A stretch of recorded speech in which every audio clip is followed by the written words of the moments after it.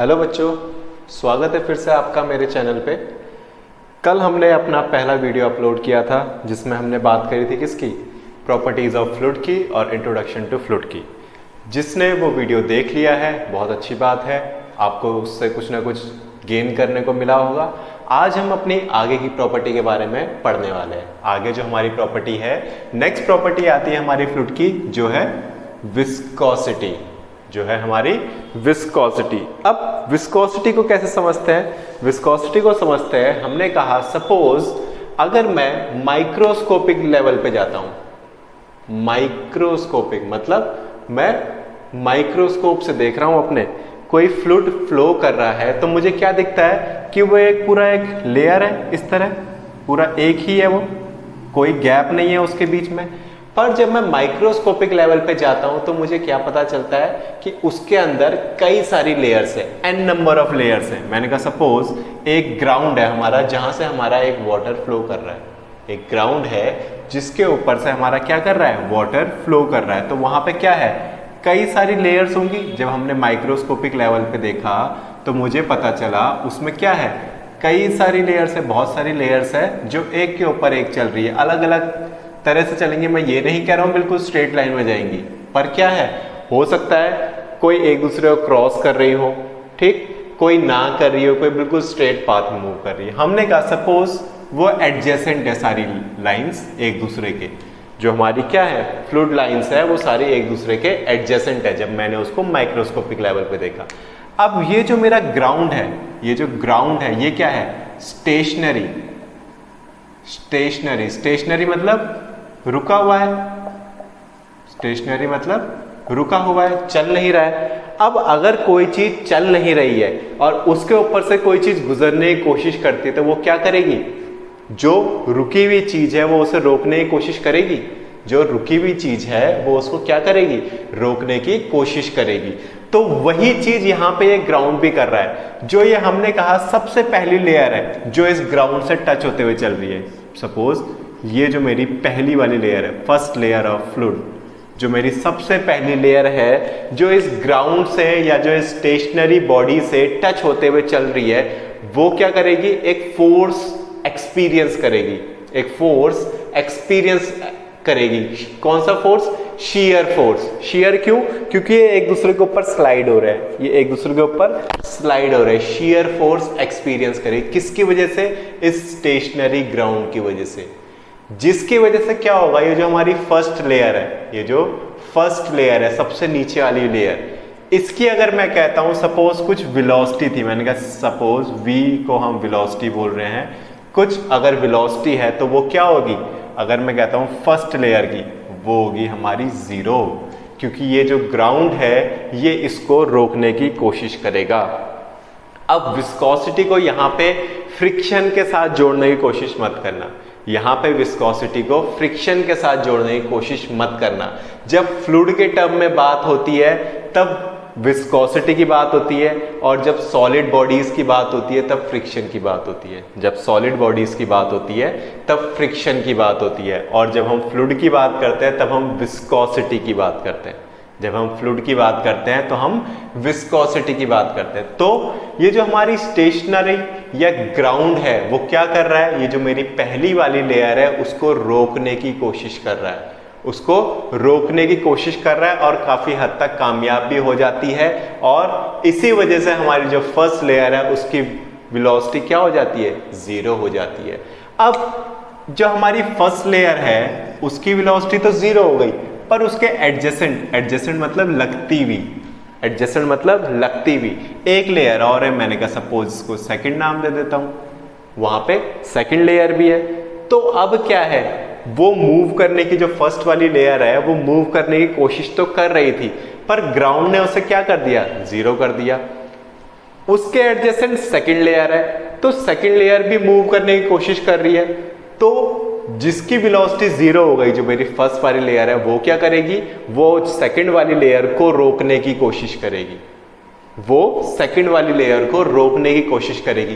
पूरी तरीके से 0 तो नहीं कर पाएगी, क्योंकि भाई मुझे पता है लिक्विड क्या है, लिक्विड में मॉलिक्यूलर फोर्स ऑफ अट्रैक्शन कम होता है सॉलिड के कंपैरिजन में। मॉलिक्यूलर फोर्स ऑफ अट्रैक्शन कम होता है सॉलिड के कंपैरिजन में, इसलिए इसके मॉलिक्यूल्स जो है मूव करते हैं, वो हमने देखा है, तभी पानी बहता है, तभी पानी बहता है। तो क्या हुआ, इसने सेकंड वाली लेयर पे फोर्स लगाने की कोशिश करी या फोर्स लगाया, जिसकी वजह से क्या हुआ, जो हमारी सेकंड वाली लेयर है उसकी वेलोसिटी जीरो तो नहीं हुई, पर जीरो से कुछ ज्यादा हो गई, जीरो से थोड़ी ज्यादा हो गई। सपोज मैं कहता हूं 0.0001 और यहां पे u से डिनोट कर रहे हैं चेंज इन वेलोसिटी को, यहां पे u से डिनोट कर रहे हैं चेंज इन वेलोसिटी को, ठीक है। तो हमने क्या कहा, v2 हमारा कितना हो गया 0.0001 u हमारा वेलोसिटी को ही बता रहा है, ठीक है। ये जो चेंज नई वेलोसिटी आई है, v हमारी एक्चुअल वेलोसिटी है और ये नई वेलोसिटी आ रही है।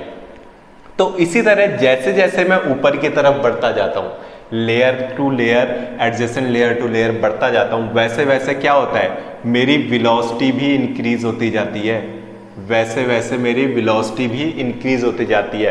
तो जब मैं फाइनल वाली लेयर पे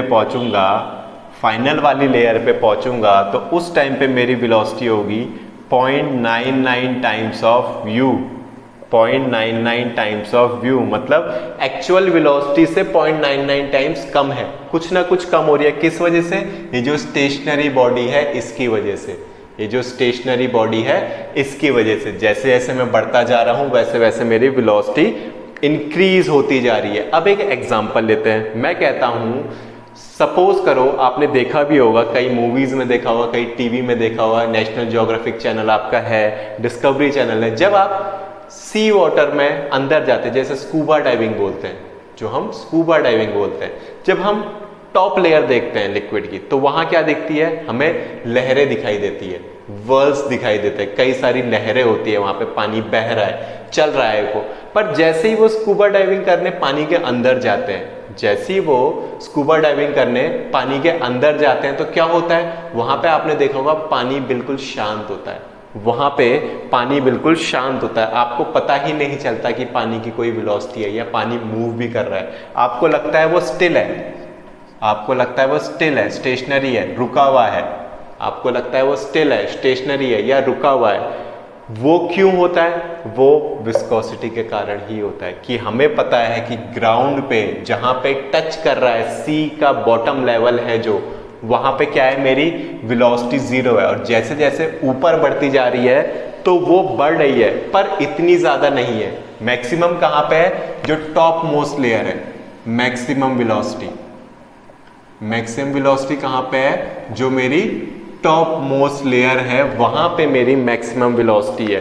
तो अगर मैं कहता हूं मैं टॉप से बॉटम की तरफ जा रहा हूं, तो मुझे क्या होगा, प्रेशर इंक्रीज होगा पर वेलोसिटी डिक्रीज होगी। जैसे जैसे मैं पानी के अंदर जाता हूं, मेरा प्रेशर तो इंक्रीज होता है, आगे हम पढ़ेंगे प्रेशर के बारे में जब हमारा नेक्स्ट चैप्टर आएगा, ठीक है, वहां पे हम पढ़ेंगे प्रेशर के बारे में। प्रेशर हमारा इंक्रीज होगा जैसे जैसे मैं नीचे जाऊंगा, पर क्या होगा, हमारी वेलोसिटी डिक्रीज होगी। पानी की जो लेवल पे टॉप मोस्ट लेयर जो है, वहां पे तो वेलोसिटी बहुत ज्यादा है, पर जैसे जैसे मैं बॉटम मोस्ट में जाता जाऊंगा वैसे वैसे मेरी वेलोसिटी कम होती जाएगी, ठीक है, समझ गए। तो ये एक सिंपल एग्जाम्पल था समझने के लिए, और अगर नहीं समझ में आया तो एक काम कर सकते हो, बकेट में जब पानी भरते हो, बाल्टी में पानी भरना शुरू करो, ऊपर क्या रहता है, टर्बुलेंस, पर नीचे की तरफ देखोगे, नीचे बिल्कुल शांत रहता है पानी, नीचे क्या रहता है, बिल्कुल शांत रहता है पानी। तो अगर मैं वेलोसिटी को डिफाइन करना चाहूं, विस्कोसिटी को डिफाइन करना चाहूं, तो किस तरह करूंगा। विस्कोसिटी क्या है, मेरा एक रेजिस्टिव फोर्स है, रेजिस्ट कर रहा है, किसको, फ्लो को, किसको रेजिस्ट कर रहा है, फ्लो को, किसी भी फ्लूइड के फ्लो को जो फोर्स रेजिस्ट कर रहा है उसको हम विस्कोसिटी बोलते हैं। विस्कोसिटी क्या है, रेजिस्टिव फोर्स है जो फ्लो को रेजिस्ट कर रहा है, रोकने की कोशिश कर रहा है, वो हमारी क्या है, विस्कोसिटी है। तो अगर मैं अपनी विस्कोसिटी की डेफिनेशन बताना चाहूं, ठीक है, अगर मैं इसकी डेफिनेशन बताना चाहूं, तो ये वो प्रॉपर्टी है लिक्विड की, जिसकी वजह से क्या हो रहा है, एक एडजेसेंट लेयर दूसरी एडजेसेंट लेयर के रेजिस्ट कर रही है फ्लो करने से, एक adjacent layer, one adjacent layer resist flow of another layer, flow of another layer मतलब एक लेयर दूसरी लेयर को फ्लो होने से रोक रही है, उस प्रॉपर्टी को हम विस्कोसिटी बोलते हैं। अब विस्कोसिटी का अगर मैं एग्जांपल की बात करूं तो मैं दो एग्जांपल लेके चलता हूं, एक लेता हूं वाटर और दूसरा लेता हूं हनी, शहद, हनी शहद, ठीक है। तो अगर मैं वाटर की बात करूं, वाटर मैंने कहा मेरे पास एक स्लैब है, एक स्लांट हाइट है, ठीक है, एक स्लांट, मैंने कहा आपकी जो फिसल पट्टी आती है वो है। यहां से जब मैंने पानी छोड़ा तो क्या होगा, पानी अगर नीचे बेस पे पहुंचेगा तो क्या पहुंचेगा, जल्दी पहुंचेगा। सपोज उसको 3 सेकंड लगे पहुंचने में, इस कॉर्नर से इस कॉर्नर तक आने में पानी को लगे 3 सेकंड, वाटर को लगे 3 सेकंड्स, ठीक है। और वहीं अगर मैं हनी की बात करूं, शायद उसे 1 मिनट लग सकता है या इससे भी ज्यादा टाइम लग सकता है नीचे पहुंचने में। और उसका कारण क्या है, उसका कारण है उसकी विस्कोसिटी, उसका कारण है उसकी विस्कोसिटी, कि उसकी विस्कोसिटी बहुत ज्यादा है कंपैरेटिव टू वाटर, उसकी विस्कोसिटी बहुत ज्यादा है कंपैरेटिव टू वाटर। साथ साथ इसकी डेंसिटी भी ज्यादा है। जब हमने डेंसिटी की बात करते हमने कहा था कि जब मैं पानी के गिलास में शहद डाल देता हूं, पानी के गिलास में शहद डालता हूं तो क्या होता है, शहद नीचे चला जाता है और वाटर क्या होता है, वो ऊपर रह जाता है। शहद क्या होता है, नीचे चला जाता है और वाटर ऊपर रह जाता है, तो उसकी डेंसिटी तो हाई है। साथ ही साथ हनी की विस्कोसिटी भी हाई है, साथ ही साथ हनी की विस्कोसिटी भी हाई है, साथ साथ विस्कस भी है। एक टर्म आता है यहां पे निकल के, विस्कस, विस्कस बोलते हैं कि हमारा जो लिक्विड है या जो भी हम फ्लूइड की बात कर रहे हैं वो ज्यादा विस्कस है, ठीक है, वो ज्यादा विस्कस है। तो यहां पे क्या है, जो हमारा हनी है वो ज्यादा विस्कस है कंपैरेटिव टू किसके, हमारे वाटर के। जो हमारा हनी है, honey is more viscous than water, water से ज्यादा विस्कस है, विस्कोसिटी ज्यादा है इसकी हनी की, विस्कोसिटी हाई, ज्यादा है इसकी विस्कोसिटी। अब विस्कोसिटी ज्यादा है ये तो हमें पता लग गया, तो विस्कोसिटी ज्यादा है मतलब हनी की एक एडजेसेंट लेयर दूसरी एडजेसेंट लेयर पे ज्यादा फोर्स लगा रही है। मतलब एक प्रॉपर्टी आगे आएगी हमारी कोहेशन, एक प्रॉपर्टी आएगी एडहेशन, जो हमने आगे पढ़नी है। नेक्स्ट प्रॉपर्टीज हमारी कोहेशन और एडहेशन। तो इसमें क्या है, कोहेशन और एडहेशन कहीं ना कहीं एक्ट कर रहा है हमारा, कोहेशन और एडहेशन हमारा एक लेयर और दूसरी लेयर के बीच में एक्ट कर रहा है। कोहेशन हमारा क्या हो गया, पार्टिकल्स में लगता है, सेम पार्टिकल्स में, और एडहेशन लगता है डिफरेंट पार्टिकल्स में। कोहेशन लगता है सेम पार्टिकल्स में, एडहेशन लगता है डिफरेंट पार्टिकल्स में। डिटेल में अभी आगे जब प्रॉपर्टी आएगी तब बात करेंगे। फिलहाल अभी हनी की बात कर रहे हैं। हनी क्या है, एक एडजेसेंट लेयर दूसरी एडजेसेंट लेयर पे इतना फोर्स लगा रही है कि उसकी विस्कोसिटी इतनी ज्यादा हो गई कि उसे मूव ही नहीं करने दे रही है, उसको फ्लो ही नहीं करने दे रही है। फ्लो, अगर मैं कहूं पानी इजीली फ्लो हो जाता है पर हमारा शहद इजीली फ्लो नहीं हो पाता। मैंने कहा मेरे पास पानी का टैंक रहता है घरों में, सबके यहाँ पानी के टैंक होते हैं। तो मैंने कहा सपोज मेरे पास अंडरग्राउंड एक टैंक है, एक ओवरहेड टैंक है।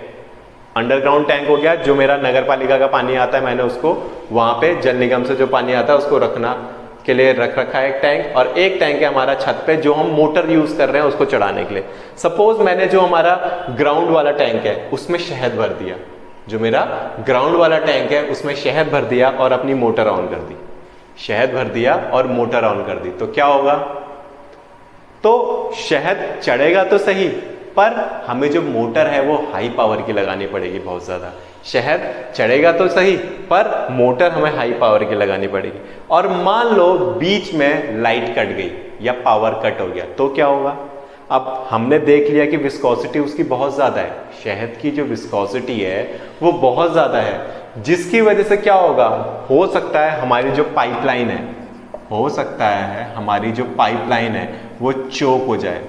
चोक और ब्लॉक बोल रहा हूं जो तुम्हें समझ में आए, चोक या फिर ब्लॉक हो जाए। क्यों, क्योंकि शहद को नीचे आने में बहुत टाइम लगेगा, शहद को वापस नीचे आने में बहुत टाइम लगेगा। वहीं अगर मैं उसी जगह पे वाटर की बात करता हूँ, उसी जगह पे अगर मैं वाटर की बात करता हूँ तो क्या होगा, वाटर इजीली ऊपर चढ़ जाता है, इजीली वापस भी आ जाता है अगर बीच में पावर कट हो जाए तो, क्योंकि उसकी विस्कोसिटी कम है, उसकी विस्कोसिटी कम है वाटर की कंपैरेटिव टू हनी।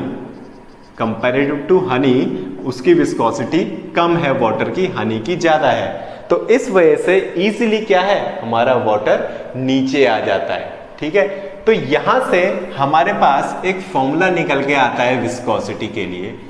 यहां से हमारे पास एक फॉर्मूला निकल के आता है विस्कोसिटी के लिए, जो कि है टाउ, इसको बोलते हैं टाउ, या फिर shear stress. Shear stress tau equals to mu d u by d y. Tau equals to mu d u by d y. इससे पहले, इस फॉर्मूले को समझने से पहले एक टर्म और आता है हमारा, उसको समझ लेते हैं पहले, फिर इस फॉर्मूले पे आएंगे। यही फॉर्मूला वहां पे भी है। टर्म आता है हमारा Newton's law of viscosity. Newton's law of viscosity, ये कहीं पे भी आपका पीछा नहीं छोड़ेगा।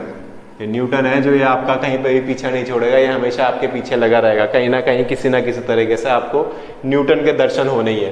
तो यहां पे भी आ गया हमारा न्यूटन्स लॉ ऑफ विस्कोसिटी। अब ये क्या बोलता है, न्यूटन्स लॉ ऑफ विस्कोसिटी बोलता है कि shear stress is directly proportional, shear stress is directly proportional to rate of shear strain, rate of shear strain. Shear stress is directly proportional to rate of shear strain. तो shear stress क्या होता है, उसको denote करते हैं हम tau से।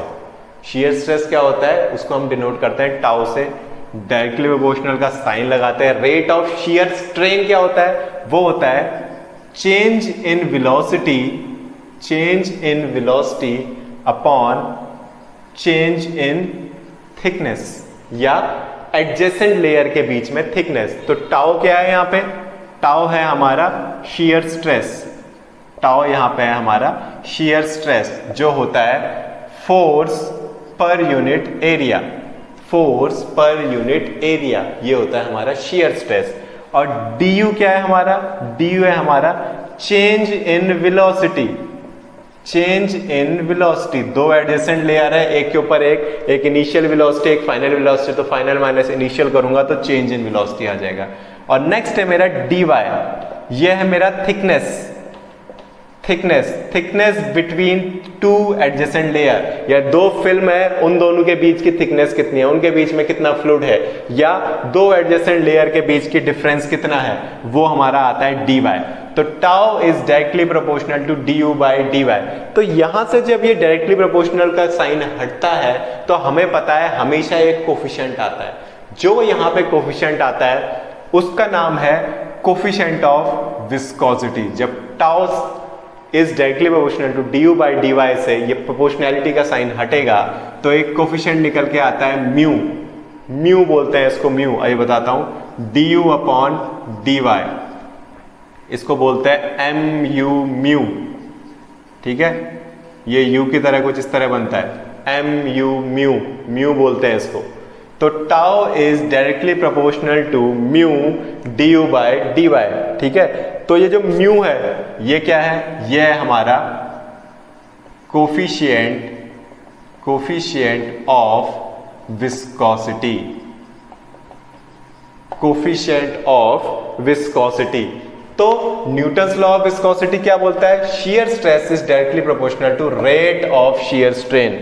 Shear stress is directly proportional to rate of shear strain. और जब ये प्रोपोर्शनैलिटी का साइन हटता है तो एक कोफिशिएंट निकल के आता है म्यू, जिसको हम बोलते हैं coefficient of viscosity. Coefficient of viscosity. और यही हमारा विस्कोसिटी के लिए भी फॉर्मूला है, tau equals to mu d u by d y. यहां से अगर मैं म्यू की वैल्यू फाइंड आउट करना चाहूं तो म्यू की वैल्यू क्या आएगी, म्यू इक्वल्स टू आ जाएगा यहां पे मेरा tau upon d u by d y. यहां पे म्यू क्या आ जाएगा, tau upon d u by d Y.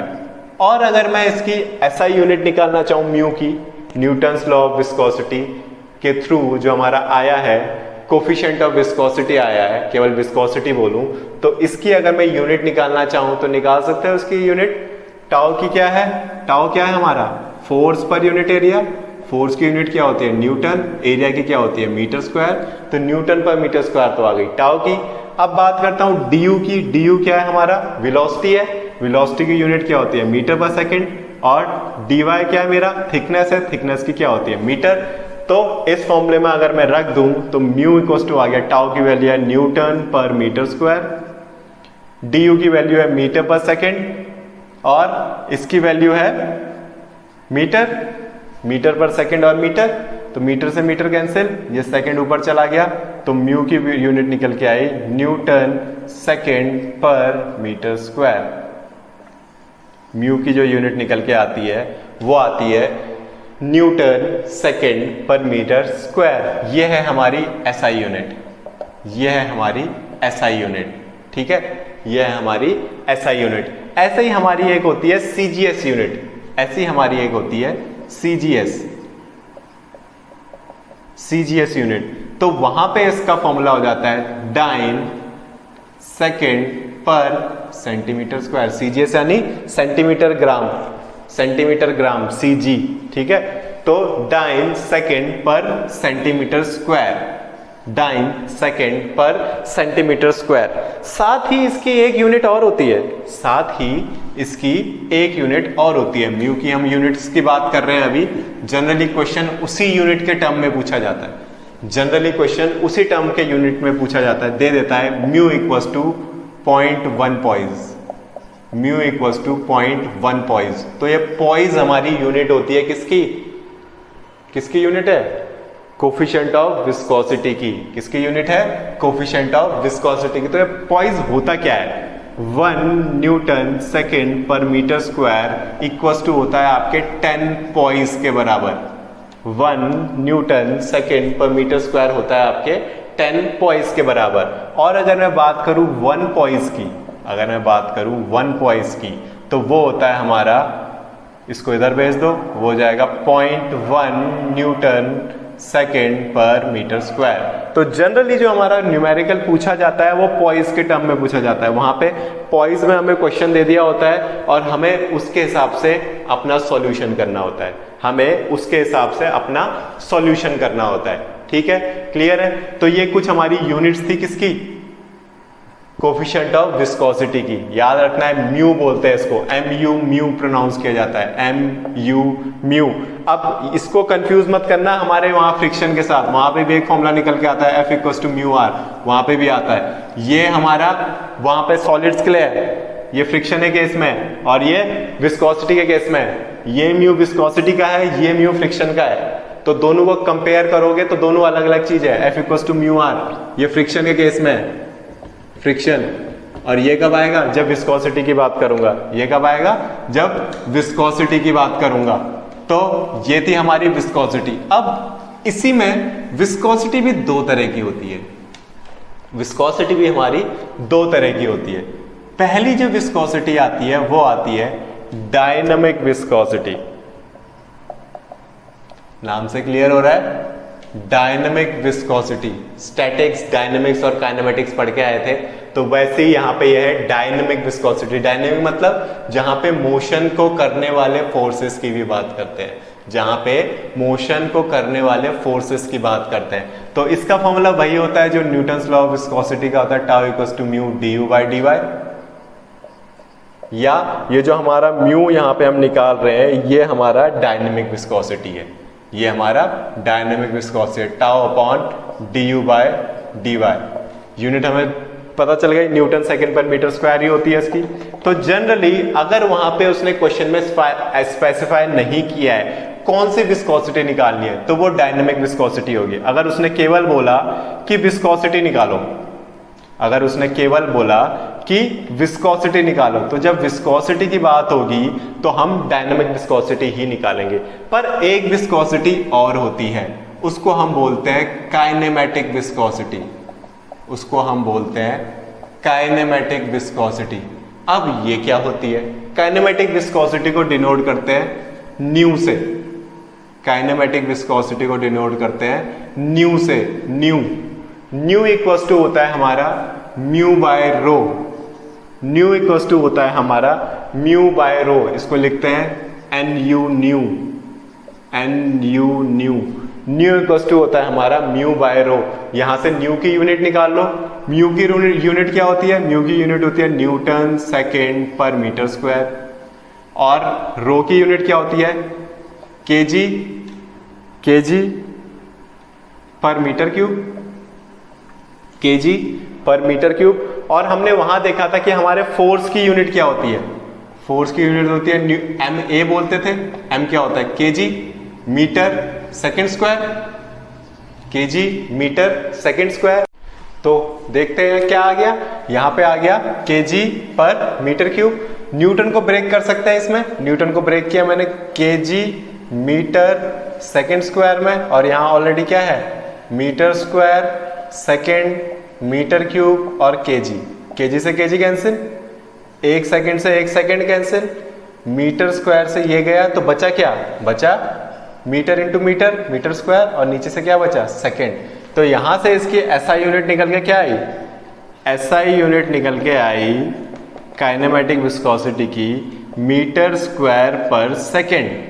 Metre square पर सेकेंड। तो इस तरह आप किसी की भी यूनिट डिराइव कर सकते हो इजीली। ब्रेक करना आना चाहिए बस उसको। आप ब्रेक करके उसको इजीली उसकी यूनिट डिराइव कर सकते हो। तो यहां से इसकी यूनिट निकल के आई मीटर स्क्वायर पर सेकेंड।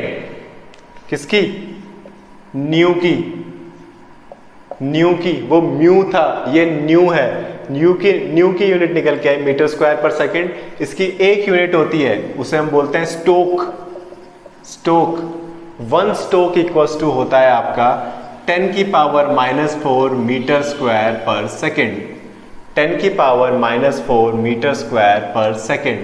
तो हमने अपनी विस्कोसिटी को कवर कर लिया। उसके अंदर दो तरह की विस्कोसिटी आ गई, डायनामिक और काइनेमेटिक। डायनामिक मतलब जहां पे फोर्सेस लग रहे हैं मोशन को क्रिएट करने के लिए, उनकी बात कर रहे हैं। और काइनेमेटिक जहां पे केवल हम मोशन की बात कर रहे हैं।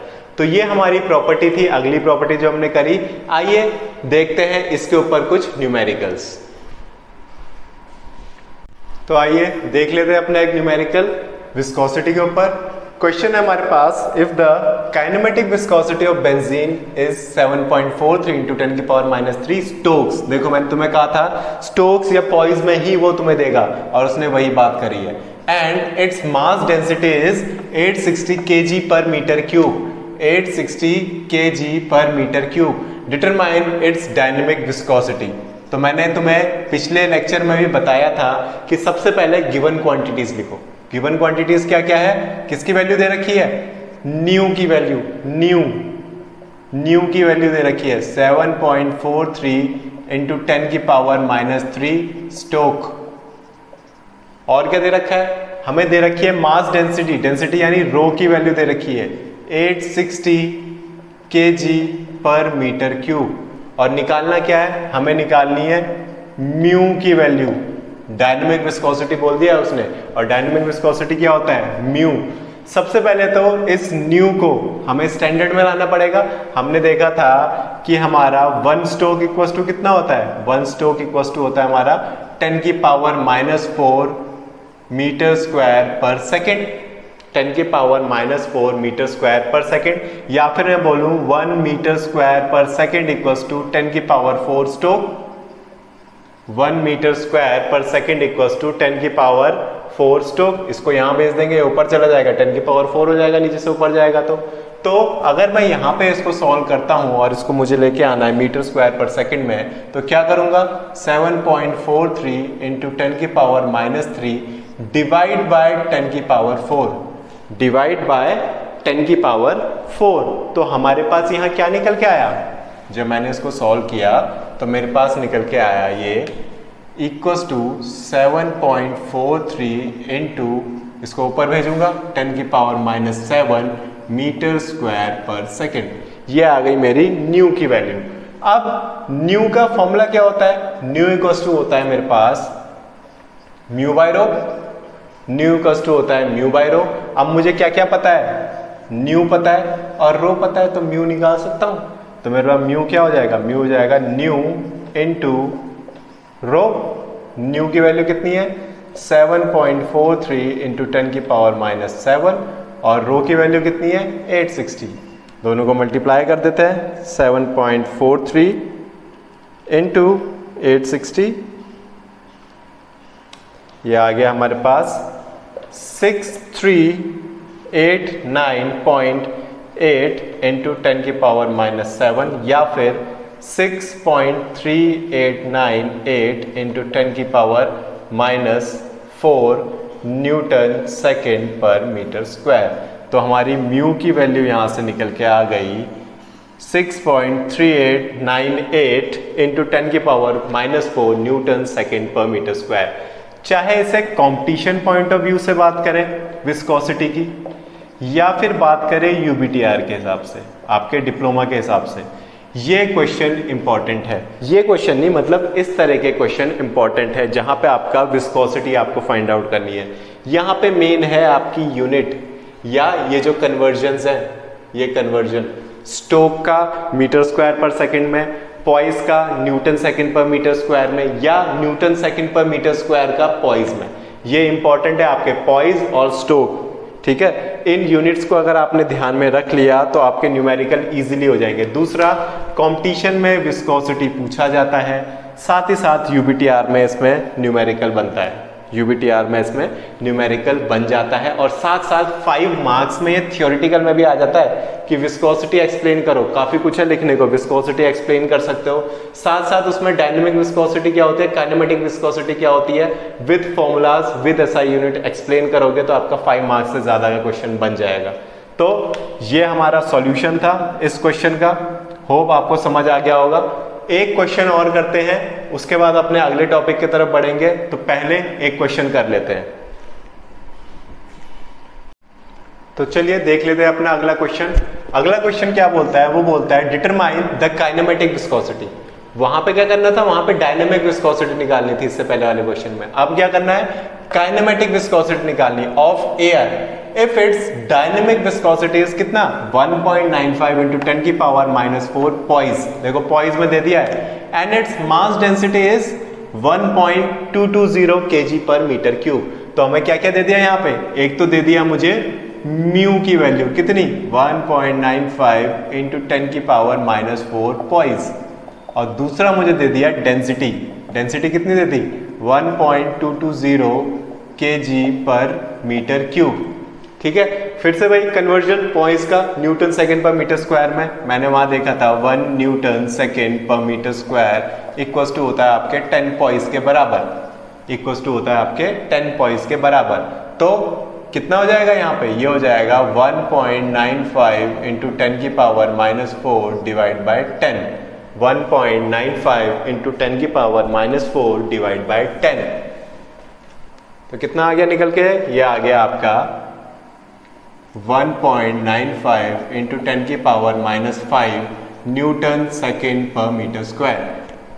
1.95 इंटू 10 की पावर -5 न्यूटन सेकेंड पर मीटर स्क्वायर। ये आ गई मेरी म्यू की वैल्यू, और रो की वैल्यू मुझे दे रखी है। निकालना क्या है, काइनेमेटिक विस्कोसिटी, न्यू निकालना है मुझे।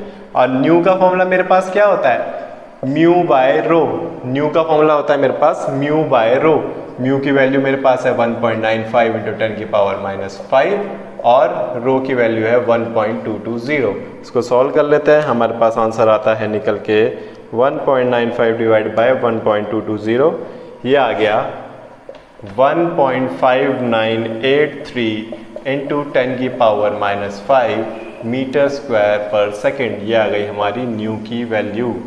तो सबसे अहम है इसमें कन्वर्जन। अगर मुझे कन्वर्जन करने का तरीका आता है तो मैं इजीली इस क्वेश्चन को कर सकता हूं। अगर मुझे कन्वर्जन करना नहीं आता है तो मैं इन क्वेश्चंस को नहीं कर सकता हूं। तो ये तो थी मेरी property viscosity, exam point of view से भी इंपॉर्टेंट है। एक न्यूमेरिकल और आता है, वो एग्जाम कॉम्पिटिटिव एग्जाम के लिए इंपॉर्टेंट है, उसको भी हम डिस्कस करेंगे। फिलहाल अभी यहाँ पे हम अगली प्रॉपर्टी की तरफ बढ़ते हैं अपनी, ठीक है। अगली प्रॉपर्टी की बात कर लेते हैं। अगली प्रॉपर्टी क्या है हमारी, अगली प्रॉपर्टी है हमारी वेपर प्रेशर। अगली प्रॉपर्टी है हमारी वेपर प्रेशर। नाम से कुछ समझ आ रहा है आपको टॉपिक का? नाम से कुछ समझ आ रहा है आपको टॉपिक का? हमने बोला वेपर प्रेशर। वेपर प्रेशर मतलब वेपर जो प्रेशर लगा रहा होगा उसी की बात हो रही है यहाँ पे। वेपर जो प्रेशर लगा रहा होगा उसी की बात हो रही है यहाँ पे। तो हम बात कर रहे थे वेपर प्रेशर की। आइए इसको समझते हैं एक डायग्राम की हेल्प से। हमने कहा हमारे पास एक हीटिंग सोर्स है, एक क्लोज्ड वेसल है। क्लोज वेसल मतलब एक क्लोज कंटेनर है जिसमें हमने कुछ लिमिट तक पानी भर रखा है और हम क्या कर रहे हैं, उसको हीट सप्लाई कर रहे हैं। उसको हीट सप्लाई कर रहे हैं। क्लोज वेसल है, कहीं से एनर्जी बाहर नहीं जा सकती इसमें। तो जैसे जैसे मैं इसको हीट सप्लाई करूंगा क्या होगा, वेपर बनने शुरू होंगे। इसमें वेपर बनने शुरू होंगे। जो लेफ्ट आउट स्पेस है उसमें क्या है, वेपर बनने शुरू होंगे जैसे जैसे मैं हीट सप्लाई करूंगा। तो वेपर प्रेशर क्या है, ये जो वेपर बन गए यहाँ पे, ये जो वेपर बन गए ये क्या करते हैं, एक पार्शियल प्रेशर लगाते हैं।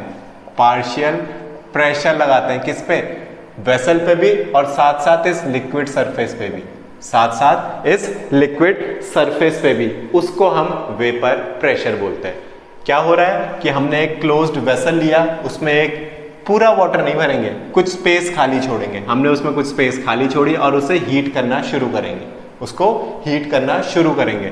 तो जैसे जैसे वो हीट होता जाएगा और यहाँ से कुछ वाटर इवेपोरेट या वेपराइज होने लगेगा तो वो क्या करेगा, ये जो फ्री स्पेस है, यहाँ पे जो हमारी फ्री स्पेस थी उसको वो एकोमोडेट करना शुरू करेगा, वहां पे जाना, जगह घेरना शुरू करेगा वेपर हमारा। तो जब ये वेपर यहाँ पे एक्सेस में हो जाएगा कि भाई अब नहीं हो पा रहा कन्वर्ट, तो वो क्या करेगा, वो वेपर एक पार्शियल प्रेशर लगाएगा। एक पार्शियल प्रेशर लगाएगा इस बॉडी पे भी, क्लोज वेसल पे भी और साथ साथ इस फ्री लिक्विड सरफेस पे भी। तो उसी को हम बोलते हैं वेपर प्रेशर। उसी टर्म को बोला जाता है वेपर प्रेशर। अब बात करते हैं कोहेशन की। अगली जो हमारी प्रॉपर्टी आती है वो आती है कोहेशन। अभी हमने बात करी थी थोड़ी देर पहले जब विस्कोसिटी की बात कर रहे थे तो हमने कोहेशन की बात करी थी वहां पे। अब कोहेशन क्या होता है, कोहेशन होता है intermolecular force of attraction. Intermolecular force of attraction between same molecules of substance। कोई भी सब्सटेंस, कोई भी फ्लूइड, ठीक है। इंटरमॉलिक्यूलर फोर्स ऑफ अट्रैक्शन आपस में एक दूसरे के लिए, मतलब एक दूसरे के साथ वो क्या करेंगे, स्टिक होने की कोशिश करेंगे, दूर नहीं जाएंगे, एक दूसरे के करीब आएंगे, एक दूसरे के क्लोज आने की कोशिश करेंगे। तो इंटरमॉलिक्यूलर फोर्स ऑफ अट्रैक्शन जिसमें सबसे ज्यादा होगा वहां पे हमें कोहेशन देखने को, सेम मॉलिक्यूल्स में, डिफरेंट नहीं, एक दूसरे के साथ स्टिक नहीं। अगर मैं केवल वाटर की बात करूं तो वाटर में, वाटर और वाटर के मॉलिक्यूल में कोहेशन फोर्स बहुत ज्यादा है। क्यों? क्योंकि वो एक दूसरे के साथ स्टिक है, वो एक दूसरे के साथ स्टिक है। अगर मैं बात करूं कोहेशन की, दो एग्जांपल लेते हैं हम। एक एग्जांपल लेते हैं मरकरी का और दूसरा एग्जांपल लेते हैं हम वाटर का। एक एग्जांपल लेते हैं मरकरी का और दूसरा एग्जांपल लेते हैं हम वाटर का। तो मरकरी क्या होता है हमारा, मरकरी में सबसे ज्यादा इंटरमॉलिक्यूलर फोर्स ऑफ अट्रैक्शन होता है। वो किसी भी ऑब्जेक्ट के साथ स्टिक नहीं करता, दूसरे ऑब्जेक्ट के साथ स्टिक नहीं करेगा, अपने मॉलिक्यूल के साथ ही स्टिक रहता है, अपने मॉलिक्यूल के साथ ही स्टिक रहता है। आप अगर उसे टच करने की कोशिश करोगे तो वो इधर उधर भागेगा, अगर आप उसे टच करने की कोशिश करोगे तो वो इधर उधर भागेगा। मैं आपको इसकी इमेज शेयर करूंगा, मरकरी कैसा दिखता है, मैं आपको इमेज शेयर करूंगा। अगर हो सके तो मैं इसमें एक और कुछ बताने की कोशिश करूंगा, अगर मुझे कहीं से मरकरी मिल पाया तो मरकरी। अगर आपको देखना है मरकरी, आपने थर्मामीटर देखे होंगे, आपने थर्मामीटर देखे होंगे, उसमें जो आपके ग्लास वाले थर्मामीटर आते थे, अब डिजिटल वाले नहीं, ग्लास वाले, जब आप उसको अपने माउथ में रखते हो या अपने आर्मपिट्स के नीचे रखते हो आपका टेम्परेचर लेने के लिए, तो क्या होता है उसमें जो मरकरी होता है आगे उसमें बल्ब होता है, कुछ इस तरह का स्ट्रक्चर होता है, आगे से बल्ब है और पीछे कुछ ऐसा है, इस तरह ये। तो आगे ये जो बल्ब होता है यहाँ पे आपका क्या होता है, मरकरी भरा हुआ होता है, यहाँ पे मरकरी फील्ड होता है। जब टेम्परेचर मिलता है उसको, तो वो क्या करता है, एक्सपेंड करता है और पीछे की तरफ आता है, एक्सपेंड करता है और पीछे की तरफ आता है और आपका टेम्परेचर बताता है, वो मरकरी है। और वाटर क्या है, वाटर तो आप देखते ही हो, तो मरकरी में सबसे ज्यादा कोहेसिव फोर्स होता है। तो intermolecular force of attraction between same molecules of substance बहुत ज्यादा है, उस टाइप के फोर्स को हम कोहेसिव फोर्स बोलते हैं, उस फोर्स को हम कोहेसिव फोर्स बोलते हैं या कोहेशन बोलते हैं, कोहेसिव फोर्स बोलते हैं या कोहेशन बोलते हैं, कि इंटरमॉलिक्यूलर फोर्स ऑफ अट्रैक्शन आपस में। और इसके जस्ट अपोजिट होता है एडहेशन। नेक्स्ट जो टॉपिक है हमारा वो है एडहेशन। ये तो हो गया कोहेशन, कि सेम मॉलिक्यूल्स में फोर्स ऑफ अट्रैक्शन बहुत ज्यादा है। और जब हम बात करते हैं एडहेशन की, जब हम बात करते हैं एडहेशन की, एडहेशन क्या है, एडहेशन है दूसरी सरफेस के साथ कितना ज्यादा फोर्स ऑफ अट्रैक्शन है, दूसरी सरफेस में कितना ज्यादा फोर्स ऑफ अट्रैक्शन है। जैसे हमने पहले भी एग्जांपल दिया था कि ग्लास ऑफ वाटर, जब हम पानी पी लेते हैं ग्लास में से, तो फिर भी कुछ ड्रॉपलेट्स क्या है हमारे ग्लास के चारों तरफ स्टिक रह जाता है, कुछ ड्रॉपलेट्स क्या है ग्लास के चारों तरफ स्टिक रह जाता है, वही हमारा एडहेसिव फोर्स है। Force of attraction, force of attraction between two different particles,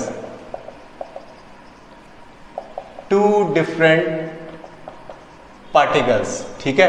जब दो डिफरेंट पार्टिकल्स के बीच में फोर्स ऑफ अट्रैक्शन लगता है, वो एक दूसरे के साथ चिपक जाते हैं, एडहेयर कर जाते हैं, एडहेयर बोलते हैं, एडहेयर, तो उसे एडहेसिव फोर्स बोलते हैं, एडहेसिव फोर्स या फिर एडहेशन।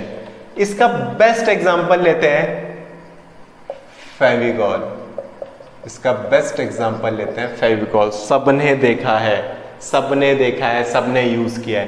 कभी फेविकॉल पे दिखना लिखा हुआ रहता है एडहेसिव, कभी फेविकॉल के उस पे देखना लिखा रहता है a good adhesive. Good adhesive मतलब वो दो सरफेस को चिपका देता है, दो अलग अलग पेपर्स को, लकड़ी को चिपका देता है, ठीक है, लकड़ी को चिपका देता है, आपके पेपर्स को चिपका देता है, कभी कभी पॉलीथीन भी चिपक जाती है, आप अपने हाथ पे करके देखोगे तो आपको स्टिकीनेस दिखेगी, तो वही आपका एडहेसिव फोर्स है। और उसका बेस्ट एग्जांपल है फेविकॉल। फेविकॉल में आपको एडहेसिव फोर्स देखने को मिलता है। तो स्टूडेंट्स, ये हमारा आज का वीडियो था जिसमें हमने कुछ प्रॉपर्टीज डिस्कस करी, कुछ न्यूमेरिकल्स डिस्कस किए। जिन लोगों ने अभी तक चैनल को सब्सक्राइब नहीं किया है, जो नए हैं चैनल में, वो चैनल को सब्सक्राइब कर ले और बेल आइकन भी दबा दे, ताकि आपको जो भी नए वीडियोस आ रहे हैं उनके नोटिफिकेशन मिलते रहे। होप आप लोगों को वीडियो अच्छे लग रहे होंगे, समझ आ रहे होंगे। कमेंट बॉक्स में आप कमेंट करके क्वेश्चंस भी पुट अप कर सकते हो अपने। आपको अगर कोई क्वेश्चन समझ में नहीं आया या कोई टॉपिक समझ में नहीं आता है हमारा, या अगर आपके कोई सजेशंस है, कुछ एक्स्ट्रा आप जानना चाह रहे हो, कुछ और चाहते हो इसमें, तो वो भी आप सजेशन में सजेस्ट कर सकते हैं। तो स्टूडेंट्स, नेक्स्ट लेक्चर तक मिलते हैं। Okay, good bye.